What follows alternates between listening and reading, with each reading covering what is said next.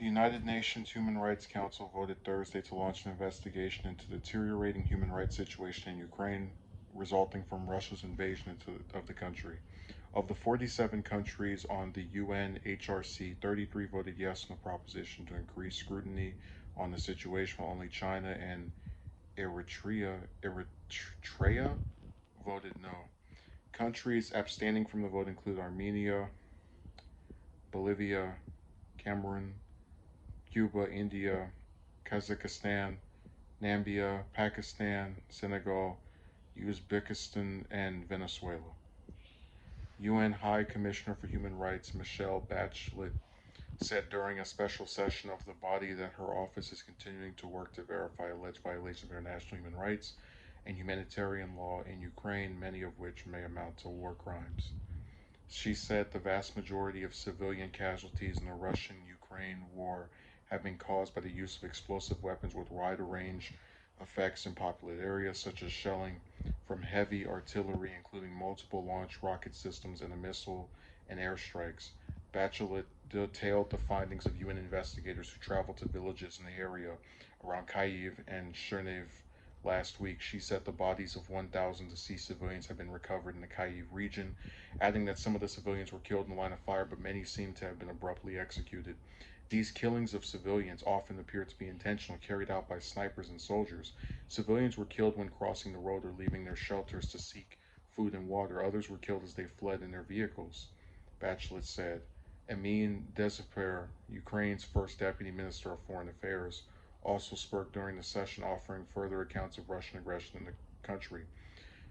These have been 10 weeks of sheer horror to the people of my country, she said. 10 weeks of time of deep suffering for every Ukrainian family without exception. She described alleged atrocities perpetuated by Russian forces, including the rape of children in front of their mothers.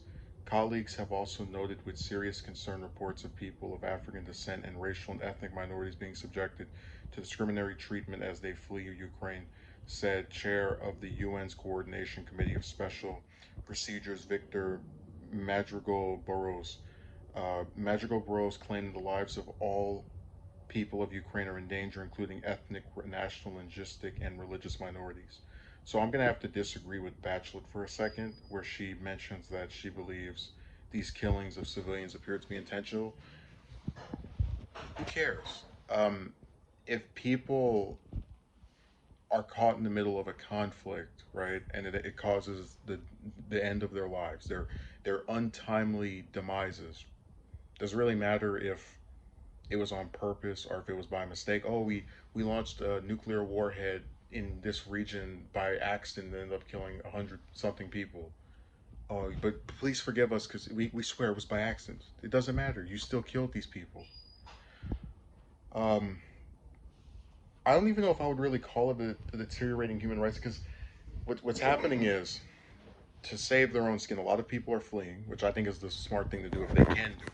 And people that are staying there are being slaughtered because this conflict has never been about caring about Ukrainians and trying to bring them into solidarity with Russians, as Putin would like to claim.